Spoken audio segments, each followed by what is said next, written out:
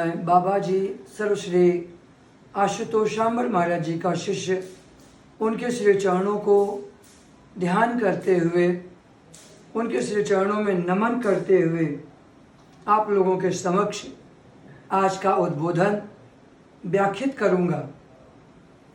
क्योंकि बाबा जी प्रायः अपने दिव्य उद्बोधन में समस्त सन्यासियों को संबोधित करते हुए एक बात अक्सर कहा करते हैं।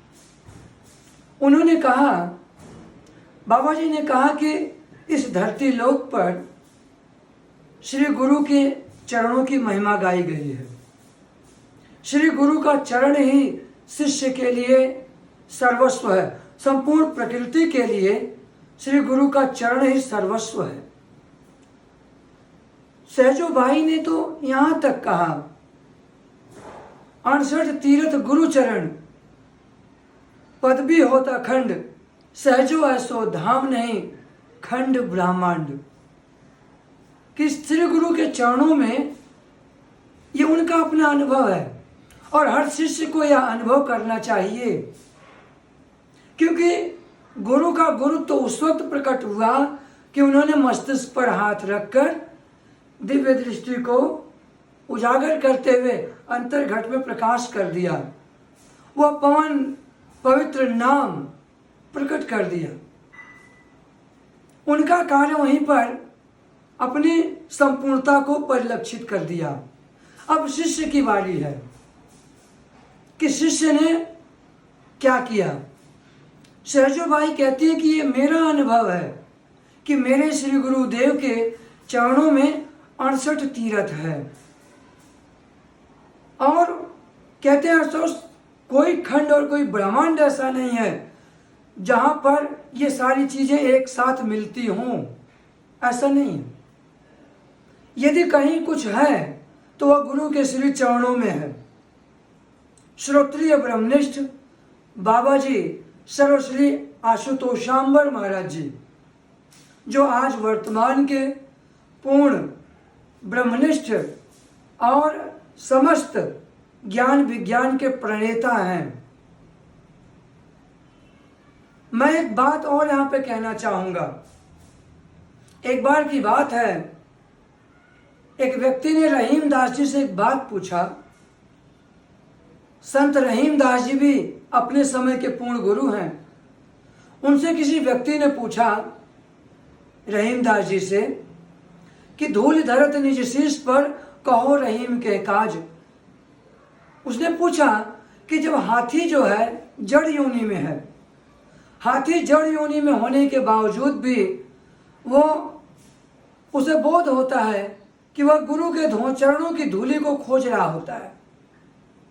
रहीमदास जी बात लिखते हैं कि नहा धो लेने के बाद, स्वच्छ हो जाने के बाद वो हाथी क्या करता है कि अपने सूंड से धूल मिट्टी उठा कर अपने ऊपर फेंकता है। तो किसी ने रहीमदास जी से जब पूछा कि रहीमदास जी हाथी ऐसा क्यों करता है, तो उन्होंने इसका उत्तर दिया कि धूल धरत निज शीश पर कहो रहीम के काज, जह चरण रज मुनि पत्नी तरी सो ढूंढत गजराज। कि जिन चरणों की पावन धूलि से जड़ योनि में पत्थर बनी अहल्या का उद्धार हो गया, उसी धूलि को आज वो गजराज, वो हाथी जो है अब भी ढूंढ रहा है कि कहीं वो धूलि मुझे मिल जाए तो मैं पावन हो जाऊं, पवित्र हो जाऊं, मेरी जड़ता, मेरी जो अज्ञानता है यह समाप्त हो जाए। वो तो जड़ योनि में है, उसको इसकी महिमा मालूम है। हमारे लिए क्या है? हमारे लिए भी तो वही गुरु साकार स्वरूप में आकर वो ब्रह्म ज्ञान प्रदान किए और वो समय के साथ उन्होंने अपना सर्वस्व हमें प्रदान करके कहा कि गुरु गुरु, निरंतर गुरु गुरु करो। क्योंकि जो भ्रमरा होता है, भ्रमरा उसकी एक विशेषता होती है कि वह जहाँ पर कोसों मीलों दूर यदि कैसे भी सुगंध युक्त पुष्प होगी, वो वहाँ तक स्वतः खींचा चला जाता है और उस मकरंद के रस से रसा स्वाधीन होकर अपने सुधि बुद्धि को खो देता है। गुरु के चरणों की तो अद्भुत महिमा गाई गई है। कहाँ भी गया है, गुकार चांदकारो ही रुकार तेज उच्यते अज्ञान ग्रासकम ब्रह्म गुरुरेव न संशय। कि जो गुकार है, गु जिसका अर्थ होता है अज्ञान, अंधकार, माया, और जो रूह है वो प्रकाश का द्योतक है, जिसका ध्यान करने मात्र से शिष्य का जीवन प्रकाश से भर जाता है।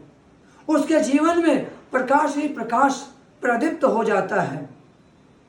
इसी चीज को ध्यान में रखते हुए गोस्वामी तुलसीदास जी ने श्री रामचरितमानस में लिखा, कहते हैं कि श्री गुरु पद नख मणिगण ज्योति सुमिरत दिव्य दृष्टि हिया होती। गोस्वामी तुलसीदास जी महाराज के जब गुरु नरहरिदास महाराज जी ने जब उन्होंने ज्ञान दिया तो उन्होंने सारे वेद पंथ सबको त्याग कर छोड़कर अपने गुरु के श्री चरणों की सेवा शुरू किए, चरणों का ध्यान किया, और उसके बाद उन्होंने अपना अनुभव लिखा कि आपका अनुभव क्या है। सहजो भाई अपनी अनुभव बता रहे हैं, रहीम दास जी अपना अनुभव बता रहे हैं, तुलसीदास जी अपना अनुभव बता रहे हैं। यह अनुभव तुलसीदास महाराज जी का है। तुलसीदास महाराज जी कहते हैं कि श्री गुरु चरणों की जो नख है, जो उनके अंगुष्ठ भाग है, उसका जब मेरे मस्तिष्क से जब स्पर्श हुआ तो मेरे अंतर जगत का ज्ञान अंधकार समाप्त हो गया। मेरा जीवन परम पावन हो गया, पवित्र हो गया मेरा जीवन। मेरे जीवन का सारी कालिमा कलुषता समाप्त हो गई। ये गुरु चरणों की महिमा है, गुरु चरणों की अद्भुत कृपा है। और उस गुरु की महिमा को जो भक्तों ने पाया तो उन्होंने समय के साथ उसको गाया। सबरी, अब मेरे जाने का समय है, अब मैं इस शरीर को त्यागना चाहता हूं। अब यह शरीर किसी कार्य का अब नहीं है मेरे लिए, मेरे सारे प्रयोजन सिद्ध हो गए हैं। मतंग मुनि ने माँ शबरी से कहकर और एक आज्ञा लगाया कि आप इस आश्रम में रहकर तब तक सेवा करना, प्रतीक्षा करना, तुम्हारी कुटिया में एक दिन राम आएंगे। और माँ शबरी उनकी प्रतीक्षा में अपना सारा समय व्यतीत करने लगी। कहते हैं कि जिस वक्त से प्रतीक्षा की घड़ी उनकी आरंभ हुई थी उस वक्त उनकी आयु मध्य अवस्था की थी, किंतु भगवान राम जब उनके पास पहुंचते हैं तो वृद्धावस्था थी, किंतु भगवान आए। उनके विश्वास की जय हुई। गुरु के वचन थे, गुरुदेव का वचन जो गुरु ने कहा था वो वचन सार्थक हुआ, सिद्ध हुआ। गुरुदेव पहुंचे और उन्होंने जा करके अपने भक्त को जो वचन दिया था प्रभु ने उसे साकार किया, परिपूर्ण किया। आज एक भक्त का बहुत ही पावन पर्व है और वो भक्त हैं भक्त प्रहलाद। आज होली है। होली में अर्थात होली का मतलब होता है होली। किसकी होली? यानी आत्मा जो है वो परमात्मा की होली। आत्मा किसी और की नहीं है, वो परमात्मा की है। और ऐसे ही भक्त थे भक्त प्रहलाद जो अपने भगवान के हो लिए थे। ऐसे भक्त के जीवन में जिस वक्त बहुत से झंझावात और बहुत से तूफानों का जब प्रवाह था, जब थमने का नाम नहीं ले रहा था, उसी में से एक घटना है जो हम आज आपके समक्ष रखना चाहेंगे। भक्त प्रहलाद कहते हैं कि उनके जीवन में जब समस्याओं के बवंडर शांत नहीं हो रहे थे, उसमें से एक समस्या यह थी, हिरण्यकश्यपु की एक बहन थी जिसका नाम था होलिका। होलिका जो है उसने अपने भाई हिरण्यकश्यपु को जब बहुत ही ज़्यादा व्यथित दुखी देखा तो उसने कहा, भ्राताश्री आप निश्चिंत हो जाइए, मैं आपके इस कांटे को हमेशा के लिए दूर किए देती हूँ।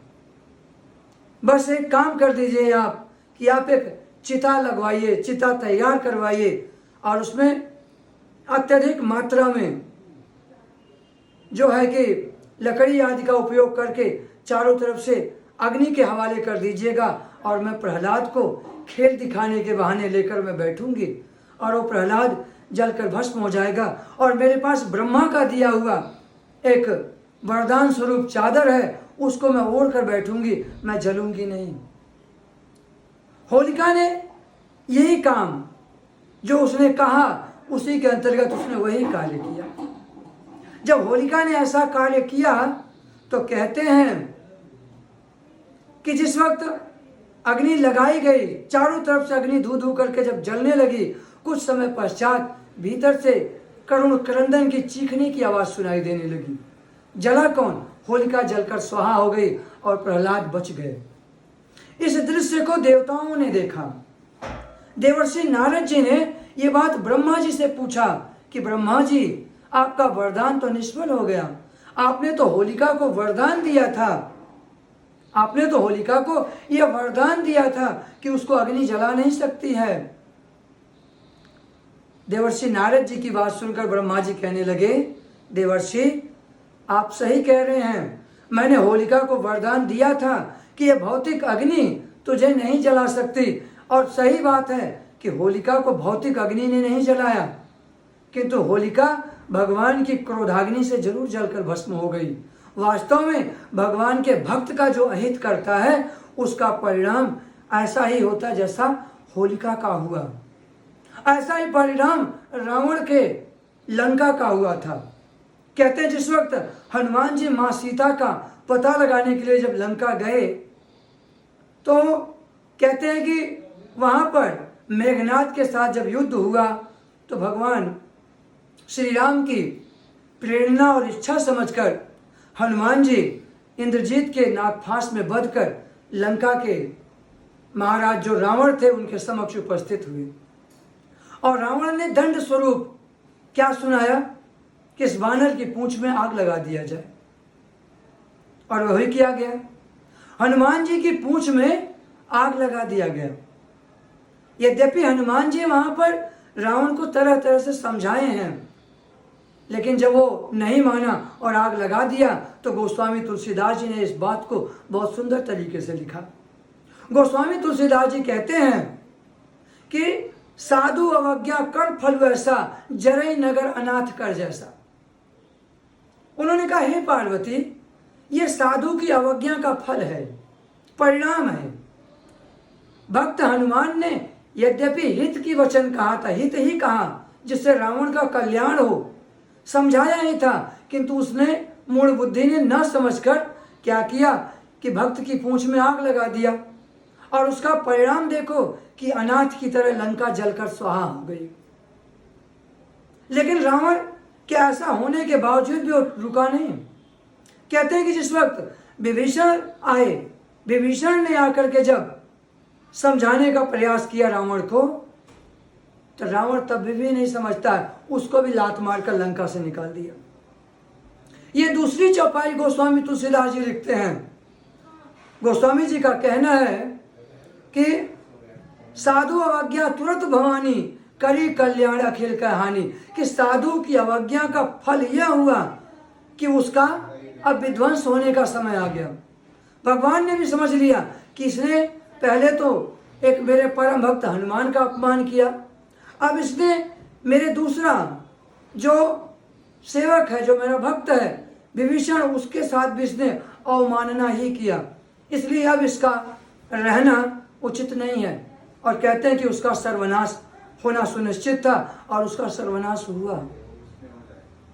इसलिए कहा गया है कि जो भक्त को जो सताता है उन लोगों का परिणाम अच्छा नहीं होता। मेवाड़ की जो रानी माँ मीरा थी, जो रविदास महाराज जी से दीक्षित हुई जब, तो उनको भी भक्ति का जो रसास्वादन करने का जब आनंद आया तो उन्होंने भी प्रचार करना चाहा और उन्होंने सोचा कि मैं क्यों न अपने गुरुदेव के प्रचार के लिए निकल पड़ूं। किंतु उनके घर के लोगों ने उन्हें तरह तरह के जब ताने मारे, तरह तरह के जब लांछन लगाया, तरह तरह की अनाप शनाप बातें जब की उनके साथ, तो माँ मीरा ने तुलसीदास महाराज जी के पास एक पत्र लिखा कि वैसे समय में मैं क्या करूं, क्योंकि मेरे जो अपने ही बंधु बांधव हैं ये सब मेरे शत्रु बने हुए हैं। मुझे कई बार विष दिया गया, कई तरह की यातनाएं मुझे दी गई। तो तुलसीदास जी ने वहां पर उत्तर स्वरूप में लिखा कि जाको प्रिय न राम वैदेही तज्जो ताहि कोटि बैरिसम यद्यपि परम स्नेही। कि हे भक्तिमती मीरा, जिसको राम और माँ जानकी जिसको प्रिय न हो, अर्थात जिसको शिव और शक्ति पसंद न आए, उसको त्याग देना चाहिए। यहाँ पर माँ सीता और राम जी की बात नहीं है, केवल शक्ति और परमपिता परमेश्वर की बात है कि जब हम उसी से द्रोह कर बैठेंगे तो हमारी रक्षा नहीं हो सकती है। हमें बचाएगा कौन फिर? हमने तो अपने सारे कृपा के द्वार ही बंद कर दिया। जानते हैं कैसे? कहा गया है कि चंदन विष व्यापत नहीं लपटे रहत भुजंग। कि जो चंदन का जो वृक्ष है ना, उस चंदन के पेड़ पर हजारों सांप लपेटे रहते हैं, और चंदन का जो वृक्ष है उनको शीतलता प्रदान करता है उन सर्पों को। सर्प जो है वो चंदन के वृक्ष पर लिपट कर अपनी दाह को, अपनी विष की ज्वाला को तो शांत कर लेते हैं, क्योंकि ये चंदन का गुण है कि उनकी विष को ज्वाला को शांत कर देता है। किंतु दुर्भाग्य के शिकार हुए वे सर्प उस चंदन को आनंद को नहीं प्राप्त कर पाते, वो कभी सुगंधित नहीं हो पाते हैं। जिस प्रकार से मदिरा से भरा हुआ घड़ा ले जा करके कोई गंगा जी में ले जा करके छोड़ दे तो कहते हैं कि गंगा जी भी उसको पवित्र करने से इनकार कर देते हैं, गंगा जी भी उसको पवित्र नहीं कर पाते। वो कहती है मेरे बस का काम नहीं है। कबीर दास जी ने तो यहाँ तक परीक्षण किया कि एक कड़वी तुमड़ी थी, उन्होंने एक पंडित जी को दिया, कहा कि जब आप गंगा स्नान के लिए जा रहे हैं तो इसको भी स्नान करवा लाइएगा, जरा देखें कि इसकी कड़वाहट चली जाती है। किंतु उसकी भी कड़वाहट नहीं गई। जानते हैं ऐसा क्यों होता है? क्योंकि उसके अंदर का जो स्वभाव था वो बना ही वैसे ही था। कचरा कचरा ही होता है, उसमें से जो कुछ निकालना चाहेगा तो उसको कुछ मिलेगा नहीं, कुछ नहीं मिलेगा, क्योंकि जो है ही नहीं वो हमको कहां से प्राप्त होगा। एक फ्यूज बल्ब में अगर हम उम्मीद करें कि शायद बिजली की सप्लाई के बाद जल उठेगा, तो ऐसा नहीं है, वो जलेगा ही नहीं, क्योंकि फ्यूज हो गया। आदरणीय जनों, मैं सिर्फ इतना कहना चाहता हूं कि जो आप कर रहे हैं, जो आप कर रहे हैं वो यह आपके लिए भयावह है। क्योंकि जिसके चरित्र पर आप लोग आक्षेप लगा रहे हैं, जिसके चरित्र को आप लोगों को पता ही नहीं है। माँ आशुतोष शांभवी जो हमारी गुरु माँ है, वो 1 दशक 10 वर्षों तक अनवरत संघर्ष और साधना रत रहते हुए समस्त सन्यासियों का निर्माण किया। उनके उज्ज्वल सूर्य की मानिंद दे दीप्यमान चरित्र का प्रमाण हम सन्यासी गण स्वयं हैं। मुझे आप लोगों के प्रमाण की आवश्यकता नहीं है। मैंने आप लोगों के समक्ष ये इतने उदाहरण इसलिए दिए हैं कि शायद आपकी कुबुद्धि को कुछ तो समझ आ जाए, आपकी कुबुद्धि में कुछ तो जाए। क्योंकि आप जो कर रहे हैं वह आप अपनी कुत्सित बुद्धि के कारण, अपनी कुबुद्धि के कारण ऐसा कर रहे हैं। आप दूषित बुद्धि के कारण, क्योंकि उल्लुओं को सूर्य दिखाई नहीं देता, उल्लू सूर्य को देख ही नहीं सकता। यह समस्या सूर्य की नहीं है, यह समस्या उस उल्लू की है। एक गादुर एक पक्षी होता है, वो मुख से ही खाता है और मुख से ही उगलता है, विष्ठा करता है, और उगले हुए उस विष्ठा को जब भूख लगती है तो दोबारा से उसी को खा जाता है वह। यह समस्या उस पक्षी की है, सृष्टि की कोई समस्या नहीं है। सृष्टि में हर प्रकार के खान पान की सारी सुविधा, सारी व्यवस्था है, किंतु ये जो बात है यह उन लोगों के लिए है जो ऐसी प्रवृत्तियों से ग्रस्त हैं। क्योंकि जिनके ऊपर आप लोग आक्षेप लगा रहे हैं, इतिहास साक्षी है कि मां मीरा के साथ करने वालों का हश्र क्या हुआ, मां सबरी के साथ करने वालों का हश्र क्या हुआ, मां सीता के साथ आक्षेप लगाने वालों का हश्र क्या हुआ। द्रौपदी के ऊपर भी ऐसे ही नृशंस लोग थे जिन्होंने आक्षेप लगाया, किंतु उसका परिणाम क्या हुआ। इसलिए हमारा कार्य है केवल और केवल आपको चेताना। चेतना है तो चेत लो, निस दिन में प्राणी, चेतना है तो चेत जाइए, नहीं तो फिर परिणाम आपके हाथ में थोड़ी ना है। भगवान कृष्ण ने तो यहां तक कह दिया, कर्मण्येवाधिकारस्ते मा फलेषु कदाचन। तुम्हारा कर्म करने में अधिकार है, फल पर आपका कोई अधिकार नहीं है। फल तो अविनाशी ब्रह्मा के पास है, फल वो देगा, कर्म आप करने के लिए स्वतंत्र हैं। आपका आक्षेप, आपका यह जो आरोप है ये बेबुनियाद है, यह आप अच्छी तरह से जानते हैं, आपको भली भांति आपको पता है। किंतु वही कहावत है ना कि हम नहीं सुधरेंगे, हम नहीं सुधरेंगे। पूज्य सर्वश्री आशुतोष महाराज जी का एक पावन भजन है, उन्होंने कहा है कि जिनको न समझा सकेंगे इनकी बातें, उन्हें समझाने तुली हुई हैं आशुतोष की लातें। इसलिए चेत जाइए, होश में आ जाइए, संभल जाइए, सजग हो जाइए। हम तो केवल यही कह सकते हैं, हमारा तो कहना केवल इतना ही है। बस इसी के साथ ही हम अपनी वाणी को विराम देंगे। बोलिए मां आशुतोष शामली जी की जय, सद्गुरुदेव भगवान की जय, सच्चे दरबार की जय।